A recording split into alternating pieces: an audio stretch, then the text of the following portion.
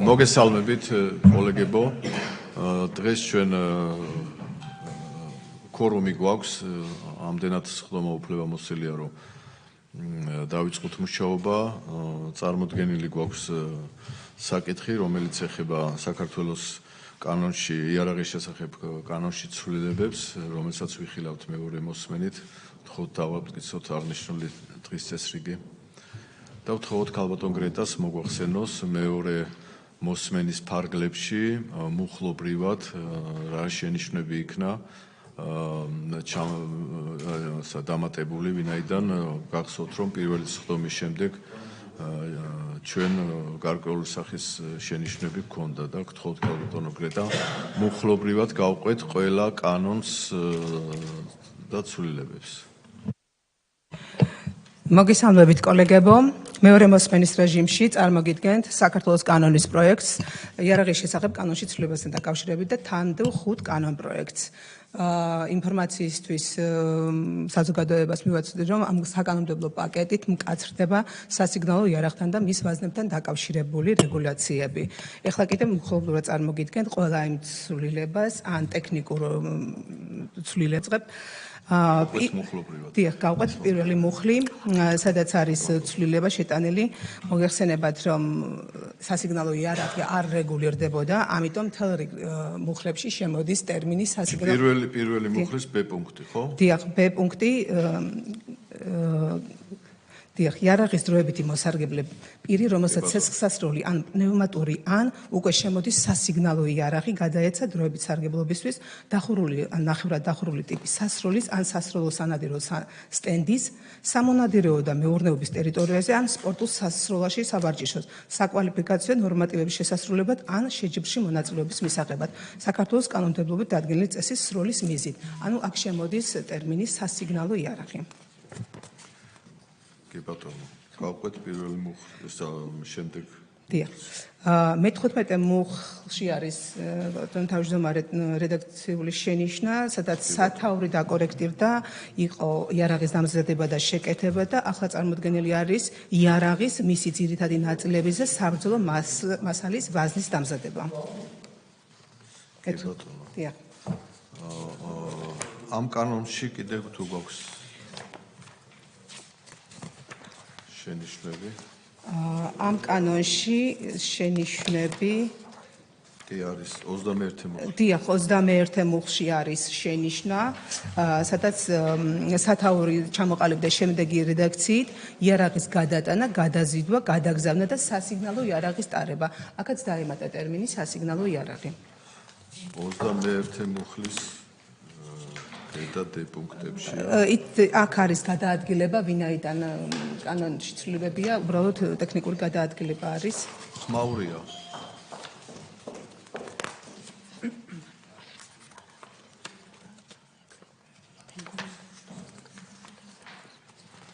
ბატონო. თქვენ ბატონო თინგის შენიშვნები გქონდათ. იმას ქონდა ანალოგიური შენიშვნები. ჩამთავრებ მუხლს. რომ ის ერთი და იმავეზე რო არ ვისაუბროთ შენიშვნებს. ესე იგი, პირველი ეს იყო სასიგნალო იარაღი ტერმინის განმარტებაში რო ჩაიმართოს, ხო? ეგ გქონდათ, კარგით. მეც გქონდა ის შენიშვნა და ამას ეთანხმებით.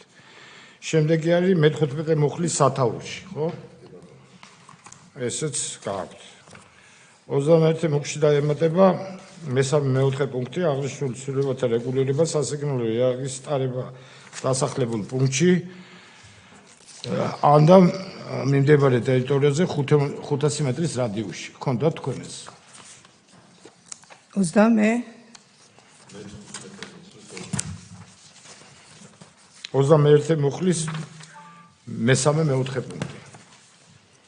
21 მუხლის დიახ, გისმენთ ბატონ თენგის? აქ 21 მუხლში არის, უბრალოდ სათაურში არის რედაქციული ხასიათის შენიშვნა. არა, იარაღის შესახებ საქართველოს კანონის 21 მუხლის მე-4 პუნქტი. მე-4 პუნქტი. აღნიშნული რეგულირდება სასიგნალო იარაღის ტარების დასახლებულ პუნქტში და მის მიმდებარე ტერიტორიაზე 500 მეტრის რადიუსში. დიახ, კი ბატონო. აღნიშნული შესაბამისად მიზანშეწონილია ახალი რედაქციით ჩამოყალიბდეს 21 მუხლის სათაური და აისახოს რომ მუხლი მათ შორის არეგულირებს სასიგნალო იარაღის დარების წესს. დიახ. ესეც. კი ბატონო. კი ბატონო. შემდეგი მიზანშეწონილია დაკორექტიერდეს იარაღის შესახებ კანონში ცვლილებების შეტანის თავობაზე საქართველოს კანონის განსაზღვრული სასიგნალო იარაღის შენახისსა და ტარების უფლებით რეგისტრაციის დროების წესთან დაკავშირებული ვადები, ასევე კანონის ამოქმედების თარიღი, ასევე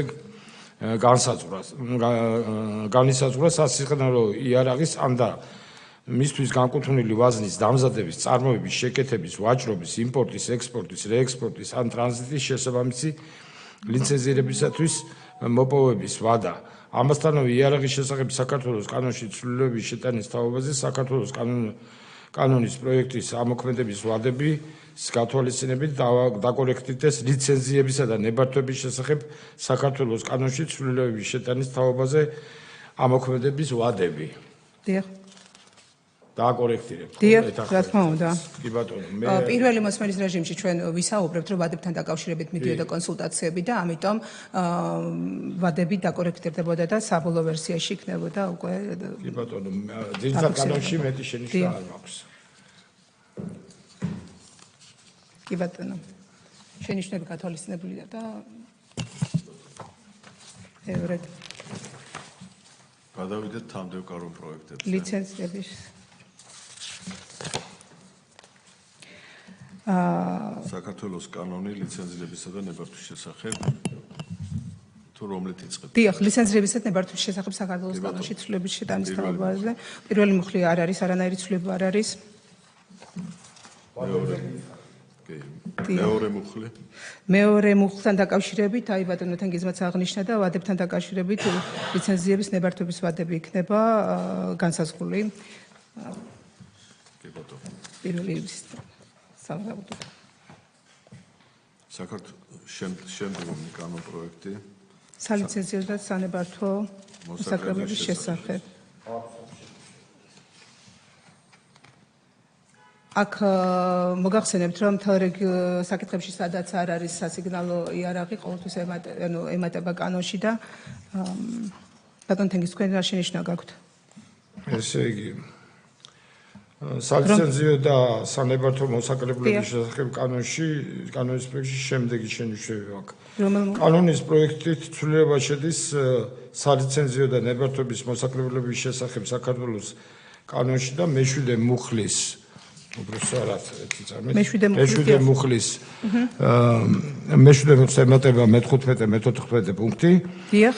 წარმოდგენილი ცვლილებებით უცხო ქვეყნის მოქალაქეების მიერ საქართველოში სასიგნალო იარაღის შეტანის ნებართვისთვის, აგრეთვე შეძენილი სასიგნალო იარაღის საქართველოდან გატანის ნებართვისთვის განისაზღვრება სანებართვო მოსაკრებლის ოდენობა. საგულისხმოა, რომ ლიცენზირებისა და ნებართვების შესახებ საქართველოს კანონში ცვლილებების შეტანის თაობაზე საქართველოს კანონის პროექტით არ განისაზღვრება ნებართვის წარმოდგენილი სახე, კერძოდ უცხო ქვეყნის მოქალაქის მიერ საქართველოში სასიგნალო იარაღის შეძენის ნებართვა.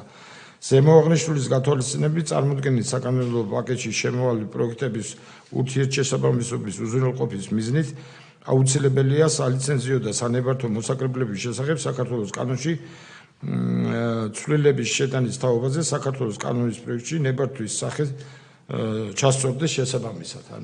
თანხმდრაში რომ მოვიდეს? კი ბატონო. ეს არის ამ კანონში მეტი არაფერი. კი ბატონო. კი ბატონო. მადლობა ბატონ თენგიზ. შემდგომი კანონ პროექტი. საჯარო სამართლის იურიდიული პირის საქართველოს შინაგან საქმეთა სამინისტროს მომსახურების სააგენტოს მიერ გაწეული მომსახურების დაწესებულ საფასურთან და ვადებების შესახებ აქ არანაირი ცვლილებები არ არის. თქვენ ხო არა გაქვთ ბატონ თენგიზ რამ შენიშნა? ამ კანონში არის. შემდგომი კანონ პროექტი. შემდგომი თამდევი კანონ პროექტი არის საქართველოს ადმინისტრაციულ სამართალდარღვევათა კოდექსში ცვლილებების შეტანის შესახებ. პირველი მუხლი არ არის არანაირი ცვლილება.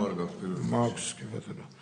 წარმოდგენილი საკანონმდებლო ცვლილებათა პაკეტი ცვლილება შედის ადმინისტრაციულ სამართალდარღვევათა კოდექსში რომლითაც ადმინისტრაციული სამართლებრივი პასუხისმგებლობა დგინდება სასიგნალო იარაღთან ან და მის ვაზნასთან დაკავშირებული ცალკეული საქმიანობის ლიცენზირების ნებართველების გარეშე განხორციელებისათვის. ასევე სალიცენზიო სანებართვო პირობების დარღვევისათვის ამასთან პასუხისმგებლობა დაწესდება სასიგნალო იარაღის ბრუნვის წესების დარღვევისათვის.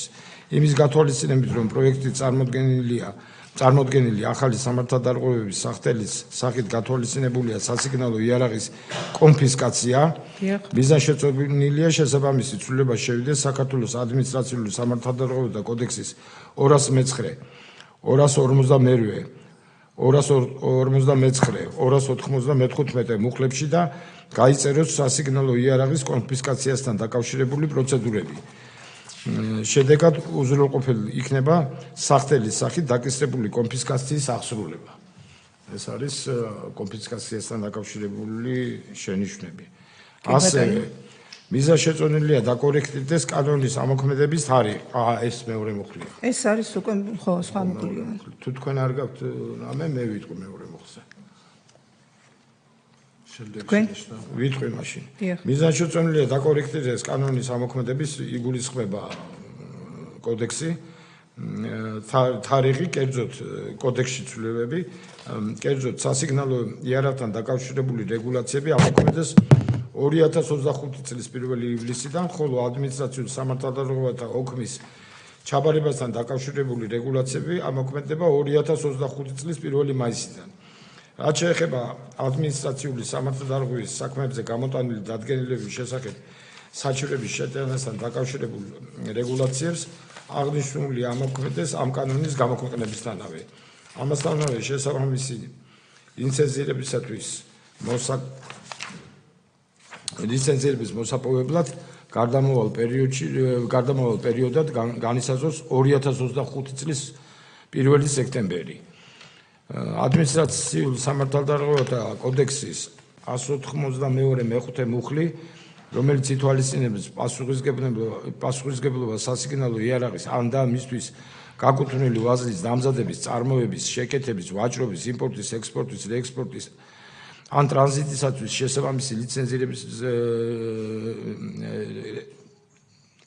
რეექსპორტის ან ტრანზიტის შესაბამისი ლიცენზირების გარეშე მიზანშეწონილია იყოს როგორც თავდაცვის სამინისტროს, ისე შინაგან საქმეთა სამინისტროს განსჯადი აღნიშნული უზრუნველყოფის ასრულების ეფექტიან სისტემას. ანუ ასრულებას მოახდენს ორივე.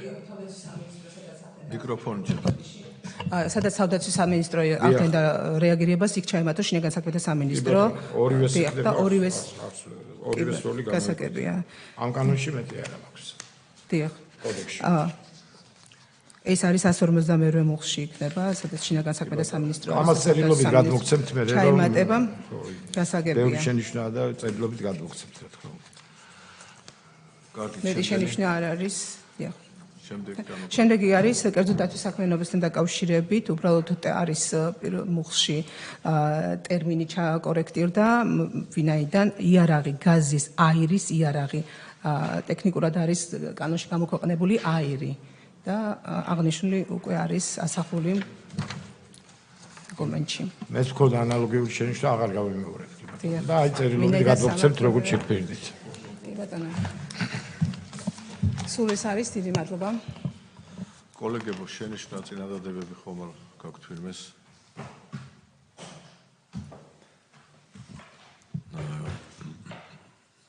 მოკლედ ჩვენ შევიტანეთ გარკვეული სახის ცვლილებები, შენიშვნები, მადლობა ამისთვის ბატონ თენგის. კენჭი უყაროთ სწორედ იმ დათქმით, რასაც მოხსენებელი ეთანხმება თავად ამ შენიშვნებს, იმ დათქმით, რომ მეორე მოსმენით მივიღოთ აღნიშნული კანონ პროექტი. ვინ არის მომხრე? ერთხმად მიღებულია. მადლობა.